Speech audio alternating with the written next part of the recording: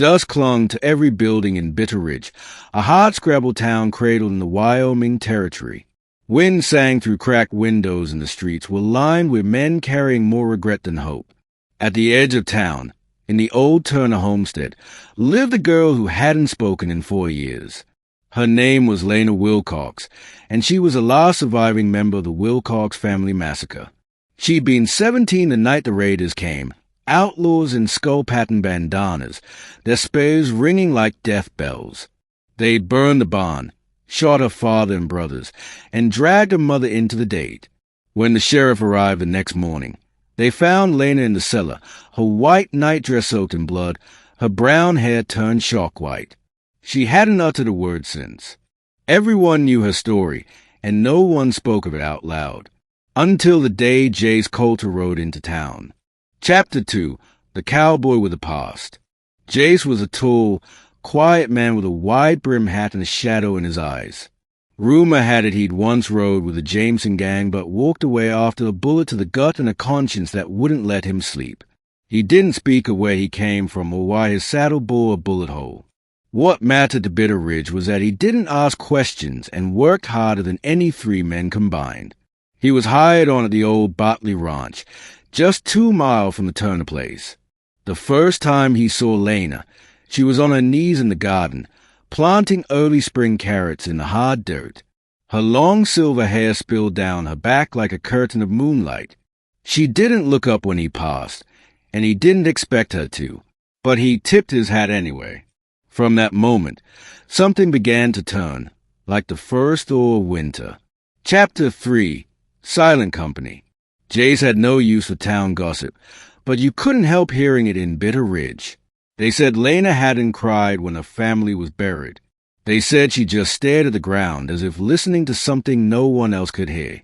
Jace didn't pity her. Pity was a cheap thing. What he felt was a pull. He began leaving her bundles, wildflowers, apples, fresh-cut kindling. She never acknowledged them, but she also never threw them away. One hot afternoon, as he repaired a broken fence near her property line, Lena walked up to him. She didn't say a word, just stood there, holding out a cold tin cup of water. Their eyes met, and in her gaze, he saw 1,000 unspoken things. Grief, fear, strength, a kind of silent rage that refused to die. She offered him that same cup every day after. Chapter 4. The Return of Death. It began with a burnt barn on the outskirts of town. Then, a ranch hand was found strung up from a cottonwood tree with a skull carved into his chest. Bitter Ridge hadn't seen violence like that since the Wilcox massacre. Folks whispered it was the same gang returning, the Red Veil Riders. They'd vanished after the Wilcox killings, but evil doesn't die easy out here. Sheriff Danner, old and slow, was no match. The town began to hollow out as families packed wagons and rode west. Jace didn't leave. Neither did Lena. One night, the sky cracked open with lightning. Jace saw Lena standing on her porch, drenched in rain, staring into the dark hills beyond her home. She was shaking, but not with fear. Something had awakened in her. Chapter 5. The Fire Within. Jace found her the next morning in the barn, saddling an old horse that hadn't been ridden in years. She held a Winchester like she'd been born with it. "She's gonna get herself killed," said the stableman, but Jace said nothing. Instead, he rode out to meet her. He didn't ask where she was going. He just said, "I'm riding with you." For the first time in years, Lena met a man's eyes without flinching. And then, barely above a whisper, she said, "They are back." It was the first word she'd spoken in 4 years. Chapter 6. The Trail to Redemption. They rode for 2 days, following burned trees and hoof prints that led toward the cliffs near Devil's Pass.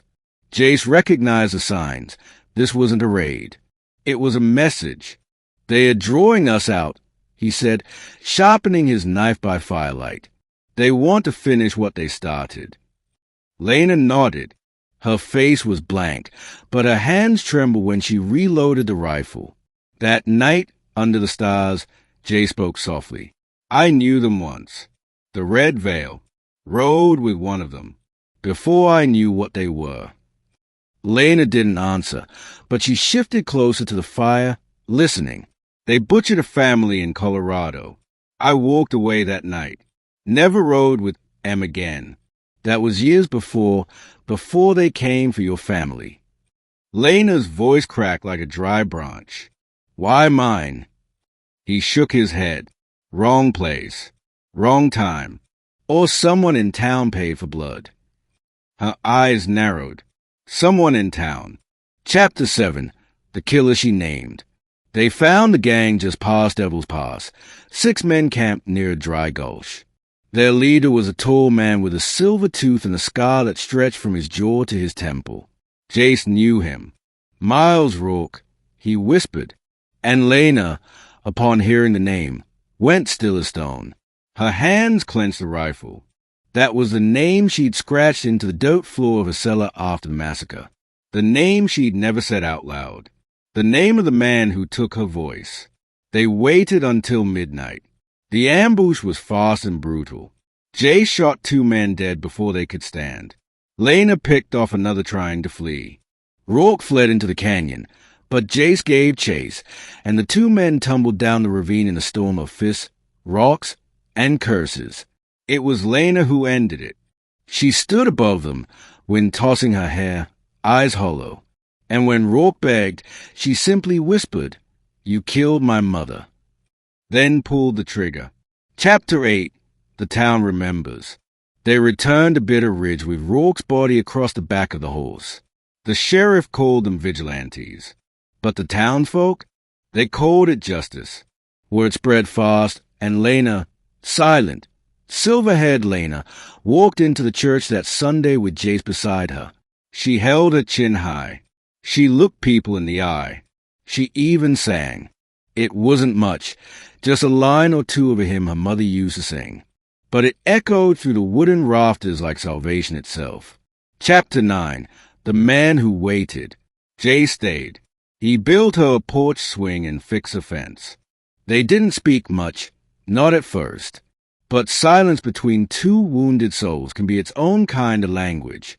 One morning, as the sun rose golden over the hills, Lena placed a hand on his chest and whispered, "You brought me back."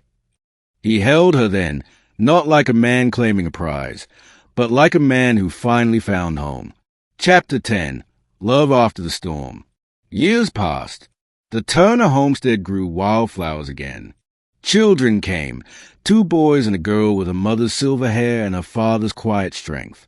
Lena spoke often now, though sometimes her eyes still went distant at dusk.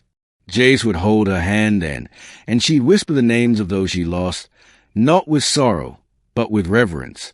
And every year, on the anniversary of that terrible night, she braided her white hair, laid flowers at the old cellar door, and kissed the man who helped her find her voice again.